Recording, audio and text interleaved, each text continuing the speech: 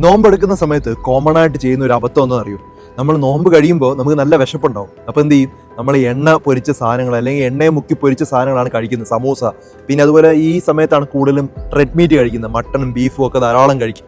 അപ്പോൾ എന്ത് സംഭവിക്കും? നമ്മൾ എന്തിനാണോ നോമ്പ് പിടിക്കുന്നത് അതിൻ്റെ ഓപ്പോസിറ്റ് എഫക്റ്റ് നമ്മുടെ ശരീരത്തിലുണ്ടാവും. അതായത് പ്രമേഹം കൂടും, കൊളസ്ട്രോൾ കൂടും, ഹൃദ്രോഗങ്ങളുണ്ടാവും, പലതരത്തിലുള്ള അസുഖങ്ങളുണ്ടാവും. ശരിക്കും നോമ്പ് പിടിച്ചാൽ ഈ പറഞ്ഞ അസുഖങ്ങളെല്ലാം റിവേഴ്സ് ചെയ്യാനായിട്ട് പറ്റും. പക്ഷെ നമ്മൾ എന്താ ചെയ്യുന്നത്? ഈ എണ്ണ പൊരിച്ച സാധനങ്ങളും അതുപോലെ ഈ ബേക്കറി ഐറ്റംസും കൂടുതൽ കഴിക്കുന്ന ഈ സമയത്താണ്. അതുപോലെ വിശപ്പ് വരുമ്പോൾ എന്ത് ചെയ്യും? KFC ഓർഡർ ചെയ്യും, പിസ്സ ഓർഡർ ചെയ്യും, ബർഗർ ഓർഡർ ചെയ്യും. ഇത് ചെയ്യാതിരിക്കുക. അതിന് പകരം നമ്മൾ എന്ത് ചെയ്യണം?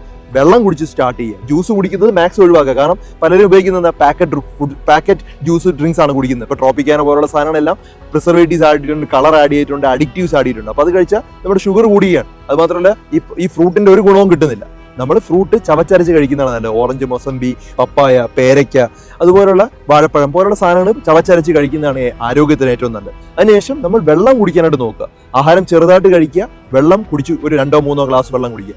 ആഹാരം കഴിക്കുമ്പോൾ പ്രോട്ടീൻ ഉൾപ്പെടുത്തുക. മുട്ട പുഴുങ്ങിയതോ അല്ലെങ്കിൽ പയർ നമ്മൾ വേവിച്ചതോ അല്ലെങ്കിൽ അങ്ങനെയുള്ള എന്തെങ്കിലുമൊക്കെ കഴിച്ചു കഴിഞ്ഞാൽ പ്രോട്ടീനും കൂടെ ഉൾപ്പെടുത്തിയിട്ട് വേണം ആഹാരം കഴിക്കാൻ. അപ്പോൾ ഈ രീതിയിലാണ് നമ്മൾ ആഹാരം കഴിച്ച് കൊണ്ടുവരേണ്ടത്. ആഴ്ചയിൽ ഒരു ദിവസമെങ്കിലും ഇത്തരത്തിൽ ഉപവസിക്കുന്നതോ അല്ലെങ്കിൽ നോമ്പ് കുടിക്കുന്നതോ പലതരത്തിലുള്ള ഗുണങ്ങൾ നിങ്ങൾക്ക് ചെയ്യും. നിങ്ങളുടെ ആരോഗ്യത്തിന് എന്തൊക്കെ ഗുണങ്ങൾ ചെയ്യും? അത് അമിത രക്തസമ്മർദ്ദം കൺട്രോൾ ചെയ്യാൻ പറ്റും, വയറിന് ചുറ്റുമുള്ള വണ്ണം കൺട്രോൾ ചെയ്യാൻ പറ്റും, അതുപോലെ പൊണ്ണത്തടി കൺട്രോൾ ചെയ്യാൻ പറ്റും. ഈ പല അസുഖങ്ങളും നമ്മുടെ ശരീരത്തിലുള്ള നീർക്കെട്ട് വരെ കൺട്രോൾ ചെയ്യാനായി പറ്റും. ഇത് ധാരാളം ആളുകളുടെ അറിവിലേക്ക് ഈ ഒരു കാര്യം ഷെയർ ചെയ്ത് കൊടുക്കും.